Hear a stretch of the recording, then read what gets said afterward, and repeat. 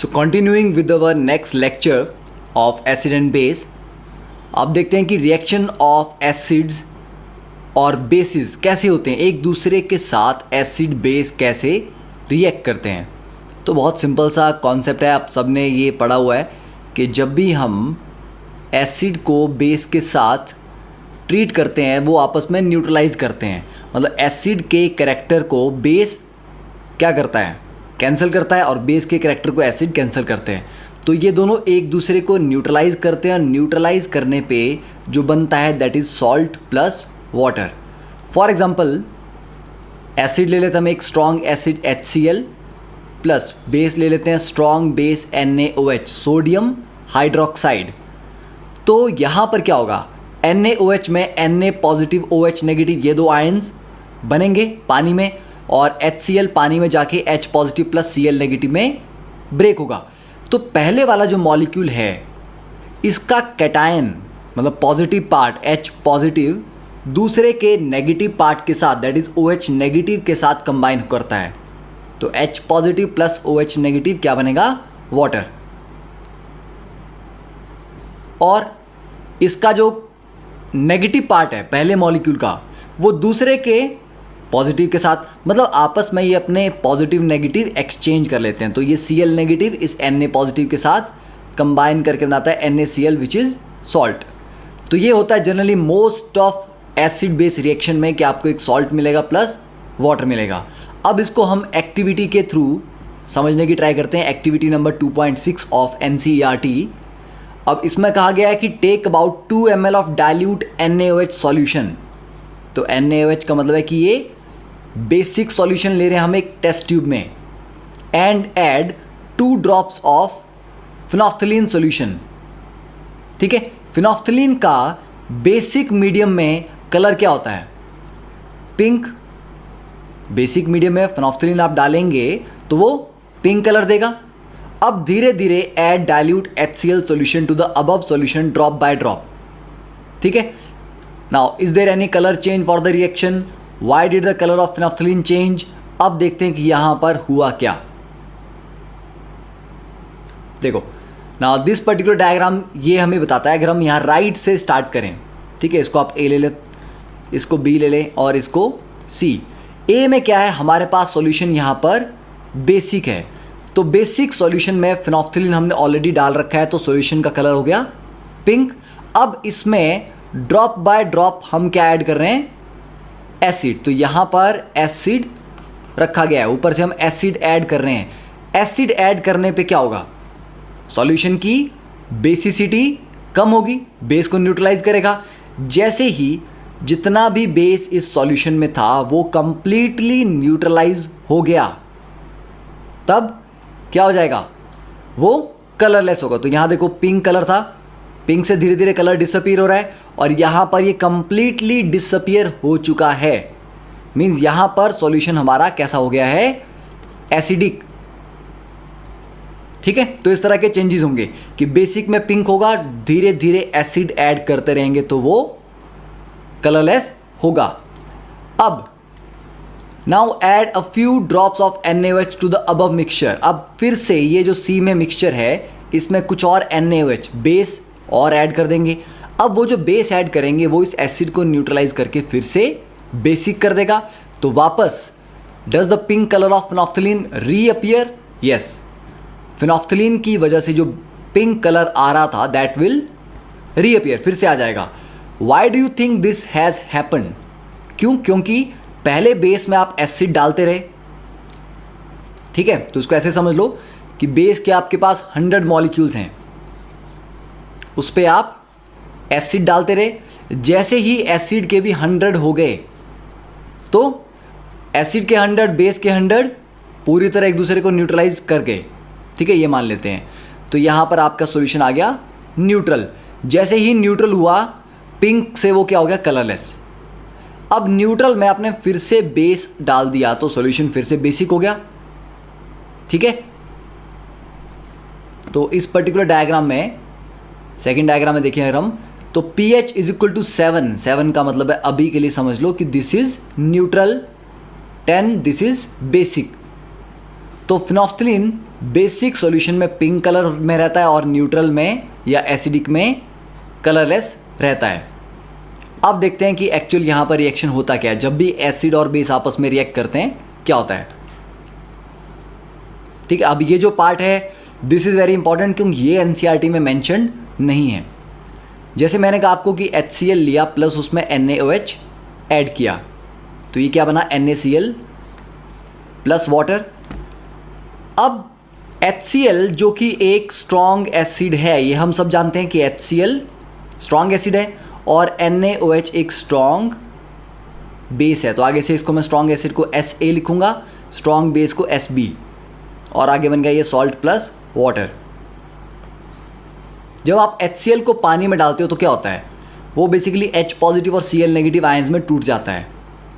NaOH strong base है, पानी में डालते ही Na पॉजिटिव और OH नेगेटिव आयन में टूट जाता है। और NaCl, घर में जब आप नमक को पानी में डालते हैं तो बेसिकली NaCl पूरी तरह से डिसॉल्व हो जाता है क्योंकि वो टूट जाता है अपने आयंस में Na पॉजिटिव और Cl नेगेटिव में।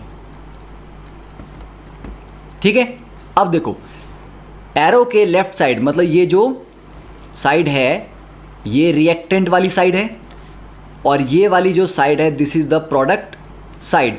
रिएक्टेंट वाली साइड में भी Cl नेगेटिव है, प्रोडक्ट में भी है, कैंसिल हो गए क्योंकि सेम स्पीशीज लेफ्ट और राइट दोनों में होगी तो उसको कैंसिल कर सकते हैं। Na पॉजिटिव रिएक्टेंट में भी है, प्रोडक्ट में भी है, कैंसिल हो गया। पर H पॉजिटिव प्रोडक्ट में नहीं है, रिएक्टेंट में है, OH नेगेटिव प्रोडक्ट में नहीं है। तो बेसिकली ये रिएक्शन अल्टीमेटली क्या है, Na पॉजिटिव और Cl नेगेटिव तो कैंसिल हो रहे हैं, तो अल्टीमेटली ये रिएक्शन क्या है, H positive plus OH negative gives you H2O। ठीक है, ऐसे ही कोई और एग्जांपल ले लो, जैसे कि H2SO4। H2SO4 पानी में जाके देखो, नॉर्मल अगर आपको दें कि H2SO4 प्लस 2NaOH, ये न्यूट्रलाइज करके बनाते हैं Na2SO4 प्लस 2H2O। ठीक है, मतलब H2SO4 के दोनों हाइड्रोजन सोडियम ने रिप्लेस कर दिया, मतलब इसका ये H पॉजिटिव था तो इसके पॉजिटिव की जगह दूसरे का पॉजिटिव आ गया, Na पॉजिटिव यहाँ पर आ गया, तो 2 हाइड्रोजन की जगह 2 सोडियम आ गए, तो Na2SO4। और ये 2 H 2 OH के साथ मिल गए तो 2 वाटर बन गए। अब H2SO4 भी एक स्ट्रॉन्ग एसिड है, NaOH स्ट्रॉन्ग बेस है, तो H2SO4 पानी में जाके क्या बनेगा, 2 H पॉजिटिव अलग हो जाएंगे और एक SO4 2 नेगेटिव आयन अलग हो जाएगा। 2 NaOH हैं तो 2 Na पॉजिटिव और 2 OH नेगेटिव में टूट जाएगा। Na2SO4 सॉल्ट है, सॉल्ट भी पानी में जाके ये पूरी तरह आयनाइज हो जाता है, तो ये 2 Na पॉजिटिव और SO4 2 नेगेटिव में टूट जाएगा प्लस 2 H2O। तो ये 2 Na पॉजिटिव लेफ्ट राइट में कैंसिल, सल्फेट सल्फेट कैंसिल, क्या बचा 2 OH positive plus 2 OH negative gives you 2 water molecule. तो जो एक्चुअल रिएक्शन है 2H positive plus 2 OH negative gives you 2 H2O। ये इंपॉर्टेंट पार्ट है, अभी आप इसको समझ लेंगे तो 11th में आपको डेफिनेटली चीज़ें ज़्यादा इजीली समझ आएंगी, क्योंकि आपको पता है कि जब भी एक स्ट्रॉन्ग एसिड एक स्ट्रॉन्ग बेस के साथ रिएक्ट करता है तो जो एक्चुअल रिएक्शन हो रहा है वो किसके बीच में हो रहा है, H पॉजिटिव और OH नेगेटिव। जहाँ पर H पॉजिटिव कहाँ से आ रहे हैं, एसिड से आ रहे हैं, OH नेगेटिव आ रहे हैं बेस से। ठीक है, तो कोई भी स्ट्रॉन्ग एसिड बेस रिएक्शन होगा वो एक्चुअली यही रिएक्शन होगा, that is the combination of H positive ions with the OH negative ions to produce water molecules। ठीक है, तो ऐसे आप और भी रिएक्शन और भी एग्जांपल्स कर सकते हैं। तो लेफ्ट राइट के आयंस कट जाएंगे, तो ये जो आयंस कैंसिल हो जाते हैं जो दोनों तरफ होते हैं इनको बोलते हैं स्पेक्टेटर आयंस। ठीक है, ये सिर्फ मैच देखने आए, इनका कोई रोल नहीं है, क्योंकि यहाँ भी हैं ये वहाँ भी हैं तो ये कैंसिल हो जाते हैं। ठीक है, तो इनका कोई एक्चुअल पर्पस नहीं है, they don't undergo any change during the reaction. ठीक है, तो इतना पार्ट क्लियर है। अब इसकी इम्प्लीकेशंस क्या होंगी वो आप 11th में खुद समझेंगे जब आयनिक इक्विलिब्रियम नाम का चैप्टर आएगा। अब नेक्स्ट टॉपिक स्टार्ट करते हैं, reaction of metallic oxides with acids. देखो मेटेलिक ऑक्साइड्स क्या हुआ, मेटल जब ऑक्सीजन के साथ कंबाइन करेगा, ठीक है, जैसे कि सोडियम कंबाइन करेगा तो Na2O, मैग्नीशियम कंबाइन करेगा तो MgO, कॉपर कंबाइन करेगा तो CuO, ठीक है। ऐसा क्यों? सोडियम के ऊपर 1 पॉजिटिव चार्ज होता है और ऑक्सीजन में जो ऑक्साइड की ऑक्सीजन है उसके ऊपर 2 नेगेटिव चार्ज होता है। तो 2 नेगेटिव को बैलेंस करने के लिए 2 सोडियम चाहिए, 2 पॉजिटिव चाहिए, इसलिए Na2O। मैग्नीशियम के ऊपर ऑलरेडी 2 पॉजिटिव चार्ज होता है तो वो एक ही O2 नेगेटिव से बैलेंस हो जाता है। कॉपर ऑक्साइड, यहाँ पे कॉपर के ऊपर भी 2 पॉजिटिव चार्ज है, ऑक्सीजन के ऊपर 2 नेगेटिव चार्ज है। तो इस तरह से ये फॉर्मूलाज हैं। तो जब भी मेटल ऑक्सीजन के साथ कंबाइन करेगा उसको बोलेंगे मेटेलिक ऑक्साइड। अब इसमें इंपॉर्टेंट चीज़ क्या है कि metal oxides are basic in nature, ठीक है। तो ये याद करना है आपको कि मेटल के जो ऑक्साइड होते हैं वो बेसिक होते हैं अभी के लिए, ठीक है। अब बेसिक ऑक्साइड्स हैं इसीलिए तो एसिड के साथ रिएक्ट करते हैं, क्योंकि कोई भी बेस होगा वो एसिड के साथ रिएक्ट करेगा, ठीक है। तो फॉर एग्जांपल अगर हम रिएक्शन देखें यहाँ पे, जैसे कि कॉपर ऑक्साइड का ले लें हम, तो कॉपर ऑक्साइड प्लस H2SO4, तो दोनों के क्या करने हैं, आयंस इंटरचेंज कर देने, ठीक है। यहाँ पर कैटायन है कॉपर 2 पॉजिटिव, यहाँ पर कैटायन है H पॉजिटिव, तो कॉपर को उधर भेज दो, H को यहाँ ले आओ, तो ये H2 यहाँ आ गए, कॉपर इधर चला जाएगा, तो कॉपर चला जाएगा आपका राइट में, ये 2 H आ जाएंगे यहाँ पे, तो ये क्या बन जाएगा CuSO4 और H2O के साथ लग गए तो बन गया वाटर। तो CuSO4 भी क्या है, एक सॉल्ट है, copper sulphate, salt plus water मिल गया आपको यहाँ पे। तो ये कॉपर ऑक्साइड जो है ये एज अ बेस यहाँ पर काम कर रहा है, क्योंकि मेटल के ऑक्साइड बेसिक होते हैं और ये एसिड है, ठीक है। और आप एग्जांपल ले सकते हो जैसे मैग्नीशियम ऑक्साइड, तो मैग्नीशियम ऑक्साइड प्लस 2HCl, तो ये बैलेंस करके आपके पास आता है MgCl2 प्लस H2O। तो मैग्नीशियम इसके क्लोराइड के साथ लग गया और 2H ऑक्सीजन के साथ कंबाइन करके वाटर बना गए, ठीक है। तो इस तरह का रिएक्शन हम नोट डाउन लिख सकते हैं मेटेलिक ऑक्साइड्स का एसिड के साथ। तो मेटल ऑक्साइड प्लस एसिड भी हमें क्या देता है, सॉल्ट प्लस वाटर, ठीक है। आई गेस इतना आपको याद रहेगा। अब नेक्स्ट बात करते हैं reaction of non metallic oxide with base. अब एक पॉइंट था कि अगर मेटल के ऑक्साइड एसिडिक हैं तो मेटल के ऑक्साइड बेसिक हैं तो नॉन मेटल के oxides are acidic in nature. तो ये एसिडिक हैं इसीलिए ये बेस के साथ कंबाइन करते हैं। तो नॉन मेटेलिक ऑक्साइड कौन हुए, जो नॉन मेटल ऑक्सीजन के साथ कंबाइन करता है, तो non metallic oxide. Non metal जैसे कार्बन है, सल्फर है, देन और के एग्जांपल इससे आप फॉस्फोरस का एग्जांपल ले सकते हैं, ठीक है। सिलिकॉन का एग्जांपल ले सकते हैं, ठीक है। पर सिलिकॉन एक्चुअली मेटल भी नहीं है, मेटलॉइड की वैरायटी में आएगा। तो कार्बन का ऑक्साइड लेंगे तो CO2 है, सल्फर का एग्जांपल लें तो SO2 भी है, SO3 भी है। कार्बन का वैसे कार्बन मोनो ऑक्साइड भी होती है CO, but CO is neutral in nature, वो एसिडिक नहीं है, इसलिए उसका एग्जांपल नहीं लिया। फॉस्फोरस का P2O3 है, P2O5 है, देन नाइट्रोजन है, नाइट्रोजन का N2O3 ले लो, N2O5 है, NO2 है, ठीक है।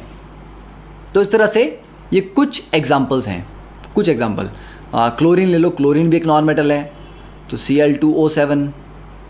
तो ये सारे के सारे क्या हैं, नॉन मेटल ऑक्सीजन के साथ कंबाइन कर रहे हैं, ठीक है। तो these are all acidic oxides. तो एसिडिक ऑक्साइड्स हैं इसीलिए किसके साथ कंबाइन करेंगे, बेस के साथ रिएक्ट करेंगे। तो रिएक्शन करवा दो, CO2 एसिडिक ऑक्साइड है, बेस ले लेते हैं हम यहाँ पर NaOH ले लेते हैं, ठीक है। तो यहाँ पर क्या होगा, यहाँ पर बनेगा salt, that is sodium carbonate Na2CO3। तो 2 सोडियम है तो ये 2 NaOH, कार्बन 1 है, 3 ऑक्सीजन है और 2 हाइड्रोजन है तो ये बन जाएगा H2O। तो देखो 2 हाइड्रोजन बैलेंस, एक कार्बन, ऑक्सीजन इज़ 3 + 1 4, तो 2 + 2 4, इट्स अ बैलेंस्ड इक्वेशन। तो ये बन गया आपके पास CO2 एसिडिक ऑक्साइड था, ये बेसिक है, this is salt plus water. ठीक है, तो ये भी acid plus base gives you salt plus water. ठीक है, तो इस तरह के और एग्जांपल्स आप ढूंढ सकते हैं। ठीक है, जस्ट गूगल के acidic oxide reaction with base. तो इसमें कुछ और एग्जांपल जैसे ले सकते हैं हम। चलो कार्बन डाइऑक्साइड का अगर हम ले लें फिर से, NaOH की जगह 2KOH, that will become K2CO3 + H2O। Similarly यहाँ पर फिर उसके बाद हम ले सकते हैं जैसे SO2 है, sulphur dioxide plus calcium hydroxide. ठीक है, that will be CaSO3 + H2O। फिर CO2 को ले लेकर हम कैल्शियम हाइड्रोक्साइड के साथ, तो ये तो हमने रिएक्शन अभी थोड़ी देर पहले पढ़ा भी है, आई थिंक प्रीवियस लेक्चर में पढ़ा है। This will form calcium carbonate CaCO3 + H2O। तो दीज आर सम एग्जाम्पल्स। ठीक है, so just recently I had a chance to review this particular book, yellow bird publication, chemistry for the class 10। So it's a good book, क्योंकि जो font selection है, spacing है, colour diagrams दिए गए हैं, example दिए गए हैं और NCERT के सारे डिटेल्ड सॉल्यूशंस हैं, कुछ अलग से अच्छी प्रॉब्लम्स भी हैं। So overall it's a good balanced book. ठीक है, तो I also use some of the content of this book in my some of the lectures. ठीक है, so this is just a quick review for a book के। अगर आप चाहते हैं कोई अच्छी बुक, तो you can also go and try this one. ठीक है, and if you like it then you can get it. Okay, so that is all. तो metallic oxide, non metallic oxide की रिएक्शन हमने देख लिए। अब next are these in text questions. Why should curd and sour substances not be kept in brass and copper vessels? Second, third, so you have to try these 3 questions and we will discuss the answers to these 3 problems in the next lecture. Thank you. Have a nice day.